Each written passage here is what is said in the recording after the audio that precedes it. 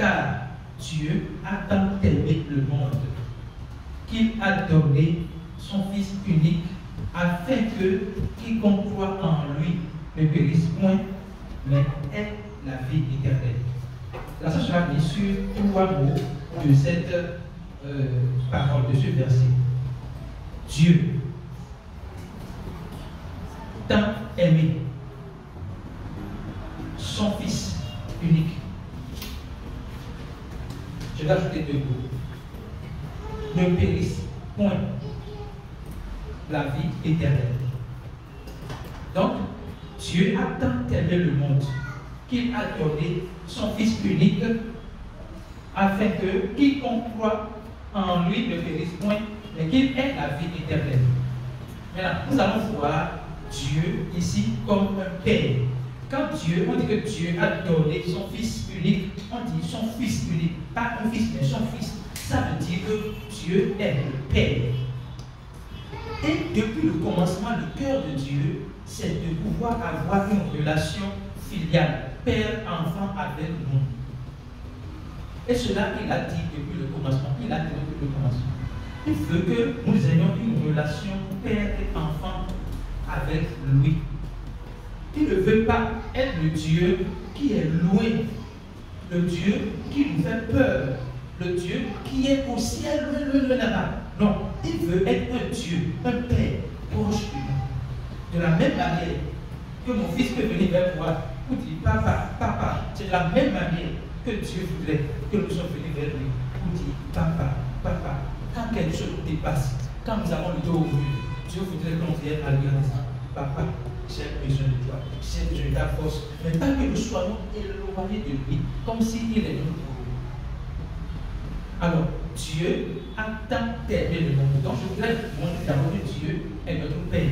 Maintenant, quel type de Père il est? Il n'est pas un Père tel que représenté dans l'Ancien Testament ou tel que représenté dans le corps de Christ aujourd'hui. Il n'est pas un Père qui se met en colère.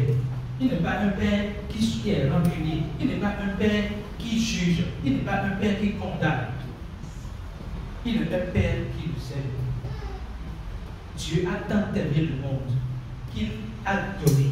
Donc, ce qui caractérise Dieu dans ce verset, c'est l'intensité de son amour. Et quand le verset met l'accent sur l'intensité, c'est pour montrer que l'amour que Dieu a pour nous surpasse tout ce que nous pouvons faire comme bêtise. L'amour que Dieu a pour nous dépasse toute connaissance. Je pense qu'il y a un verset qui fait savoir que la connaissance de l'amour de Dieu est au-dessus de tout type de connaissance.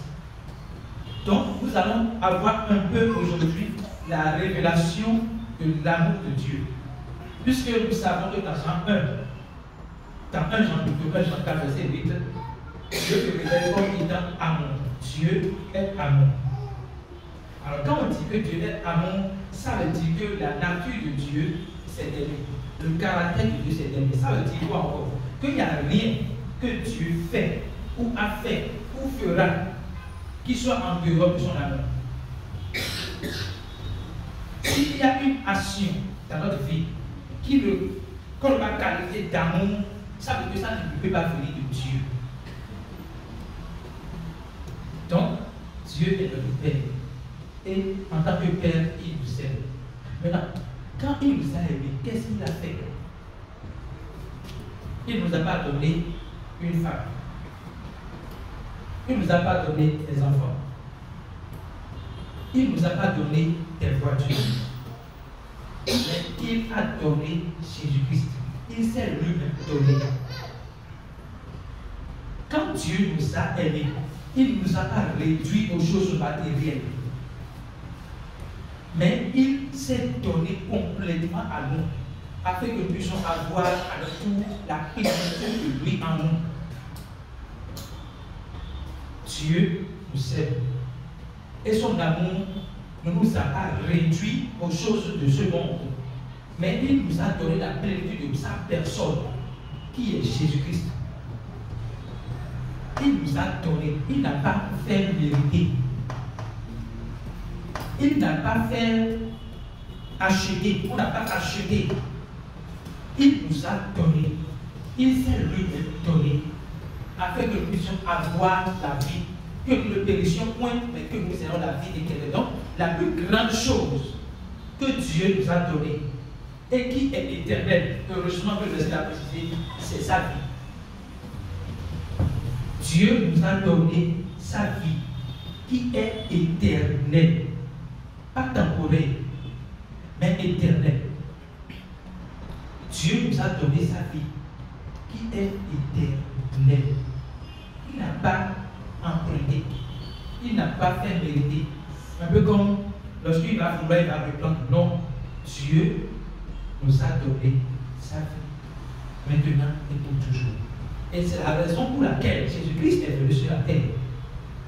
Jésus-Christ, Dieu, a été manifesté dans la chair pour sauver les hommes du péché et de la mort.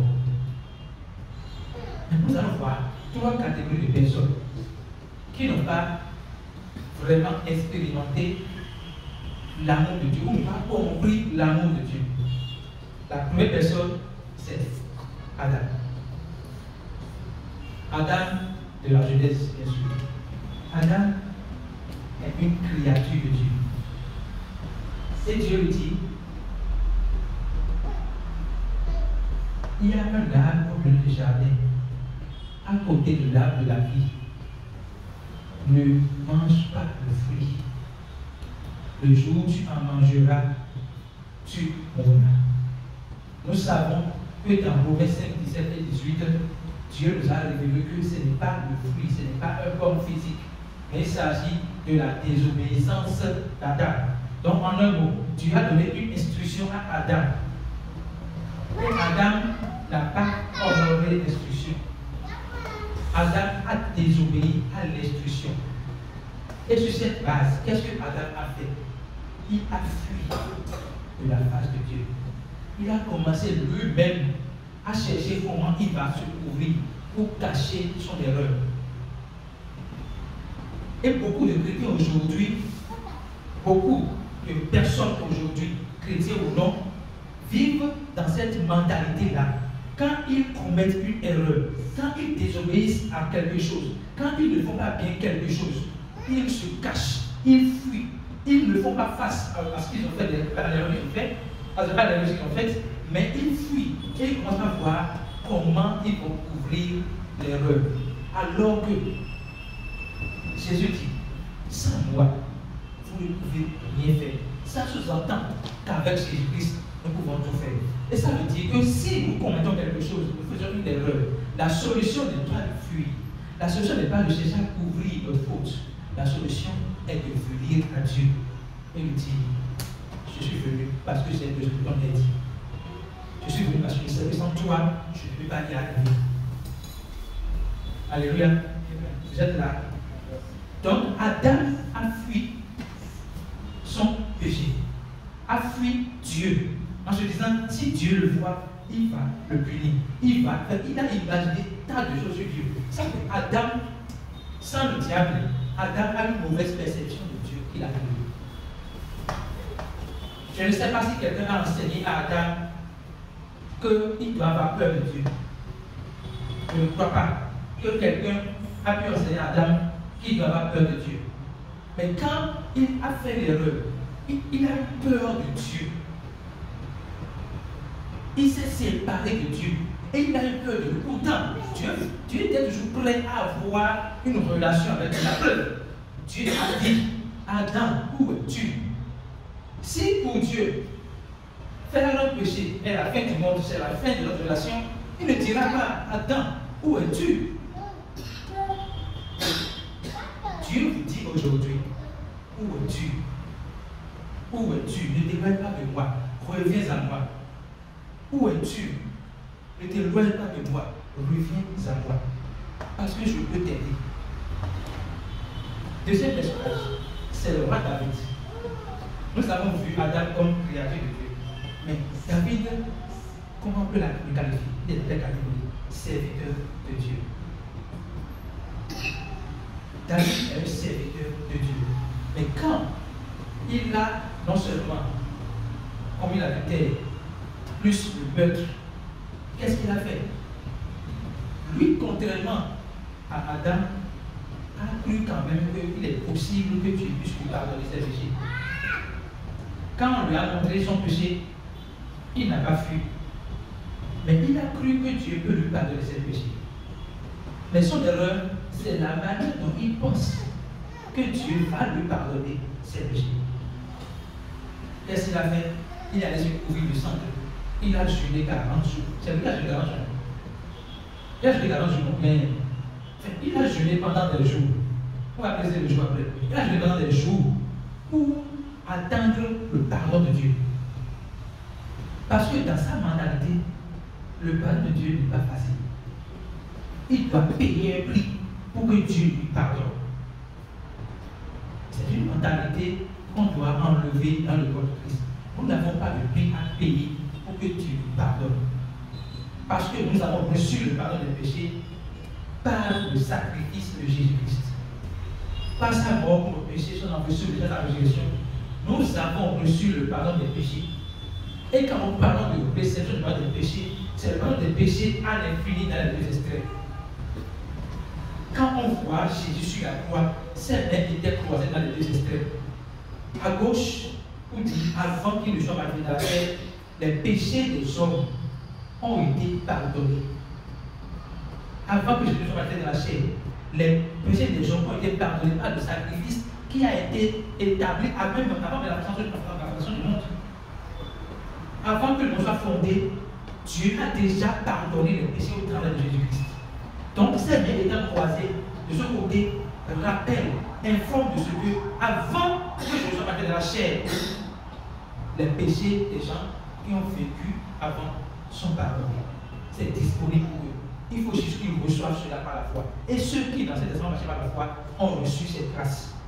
De ce côté, à droite, il disait que les gens qui viendront après moi recevront par la foi, dans mon sacrifice, le pardon de leurs péchés. C'est pour cela que nous pouvons défendre que nos péchés d'hier, d'aujourd'hui et de demain sont pardonnés en Jésus-Christ. Parce que Jésus n'est pas mort de l'hôpital. Il est mort il y a bien longtemps. Pourtant, aujourd'hui, nous pouvons encore recevoir le pardon de Christ. Ça veut dire que son nation, sa mort pour nos péchés, son sacrifice est un sacrifice éternel qui efface le péché une fois pour toutes. Quand Jean disait, voici l'agneau de Dieu qui ôte le péché du monde, il n'a pas dit, voici les jeûnes, voici les prières, voici les sacrifices des hommes qui ôtent le péché du monde. Il a dit, voici l'agneau de Dieu qui ôte le péché du monde. Et le sacrifice de Dieu qui ôte le péché du monde, qui est Jésus-Christ, c'est lui qui est mort pour nos péchés. Alléluia. Donc, David a une mauvaise perception de la manière dont on reçoit le pardon des péchés. Parce qu'il n'a pas connu Dieu comme son Père. Et il n'a pas su que Jésus-Christ, qu'il prêche dans les psaumes, est celui-là par qui on a le pardon des péchés. Le prochain personnage que je veux qu'on étudie ensemble, c'est l'enfant prodige. Vous êtes là. L'enfant prodige, c'est le cadet de son père. Lorsqu'il a pris son héritage, il est allé dilapider. Il est allé dans les boîtes de nuit. Il a mené une vie de débauche. Lorsqu'il est sur le point de manger dans le repas, de manger dans le repas de l'époque, il s'est dit quelque chose que nous devons tous apprendre à dire lorsque nous voyons ayant le dos au mur. Lorsque nous voyons que nous avons fait des erreurs graves. Quelle que soit la gravité de notre erreur, au moins il y a une personne vers qui nous devons aller sans avoir peur. C'est le Père. Donc, l'enfant prodige a dit, les serviteurs de mon Père ont de la nourriture à l'abondance. Il dit, les serviteurs de mon Père. Donc, jusque-là, il reconnaît Dieu comme son Père. Mais il dit, j'irai vers mon Père et je lui dirai, j'ai péché contre toi et contre le ciel. Je ne suis plus digne d'être appelé ton fils, mais accepte-moi comme ton serviteur. Voilà les règles qu'il a promises. Mais avant que je parle de l'heure, je fais peut-être l'accent sur la manière dont il voit ton père. Il dit, j'irai vers mon père. Il n'a pas dit, j'irai vers mon maître. J'irai vers mon père et je lui dirai, j'ai un péché contre toi et contre le ciel. Maintenant, quand il y a l'expression Père, il dit, je ne suis plus digne d'être appelé ton fils. Mais pourquoi il fait cette affirmation? Parce qu'il pense, et c'est l'erreur de beaucoup de chrétiens aujourd'hui, beaucoup de chrétiens également, ils pensent que la manière dont le Père Charles nous gère, il a regardé Dieu au travers des pères de ce monde. Il a regardé Dieu au travers des informations erronées qu'on lui a données sur Dieu. Il s'est dit que parce qu'il a fait cette erreur, il est disqualifié. Il n'est plus digne d'être appelé enfant de Dieu. Il pense que parce qu'il a commis l'adultère, parce qu'il a commis un maître, il n'est plus digne d'être appelé enfant de Dieu. Je mets l'accent sur ces péchés-là, que l'on voit comme un grand péché. Parce que nous pensons que lorsqu'on fait ces choses-là, si je ne vous dis pas de les faire, mais si vous avez fait ça, donc vous êtes disqualifié. Vous ne pouvez plus dire je suis enfant de mon Père. Mais le Père a voulu corriger quelque chose. Il l'a corrigé. Il a dit à ses serviteurs, monsieur voulait devenir serviteur. Il dit à ses serviteurs, amenez une robe blanche, amenez un anneau, amenez un soulier. Il montre maintenant à son enfant qu'il ne peut pas devenir serviteur parce qu'il est né de lui. Mais que malgré son état de péché, malgré l'erreur qu'il a faite, il reste enfant et il a encore l'autorité sur les serviteurs. Alléluia. Donc, il révèle à cet enfant que tu n'es pas enfant sur la base de tes actions, bonnes ou mauvaises. Il révèle à l'enfant que tu es enfant parce que tu portes mon sang, parce que tu as ma vie, parce que je vis en toi. Pas parce que tu as bien fait quelque chose. Malheureusement, c'est ce que son aîné croyait. Il croyait lui aussi, dans ce récit-là, qu'il est enfant de son père parce qu'il n'a jamais désobéi à son père. Il n'a pas cru qu'il est enfant de son père parce que son ADN coule dans ses veines. Alors, si nous sommes chrétiens et nous croyons que c'est parce que je donne bien à Dieu, parce que je viens bien à l'église, je fais telle chose, que je suis enfant de Dieu, c'est une erreur. Nous devons savoir que nous sommes enfants de Dieu par la foi en Jésus-Christ. Et quand nous disons que nous sommes enfants de Dieu par la foi en Jésus-Christ, c'est que nous avons le même héritage que Christ. Nous avons la même nature que Christ. La parole dit, tel qu'il est, tel nous sommes dans ce monde. Alors si Dieu est saint, si Jésus est saint, nous sommes saints. Si Jésus est juste, nous sommes justes. Dieu est notre Père. Et il nous aime. Il ne nous cherche pas. Et ce qu'il veut, c'est que pour rien au monde, nous ayons peur de lui. Pour rien au monde, nous nous éloignons de lui parce que nous avons fait des erreurs, parce que nous avons manqué quelque chose. Il veut que nous gardions avec lui une bonne relation basée sur son amour qui est inconditionnel parce qu'il nous aime et il nous aime toujours. Que le nom de Dieu soit glorifié et que la grâce de Dieu demeure sur chacun de nous, qu'il donne la révélation de son amour parfait. Il nous aide pas comme le Père de ce monde, mais qu'il nous aide comme il est le Père irréprochable, le Père saint, le Père qui nous aime sans condition. Que le nom de Dieu soit béni.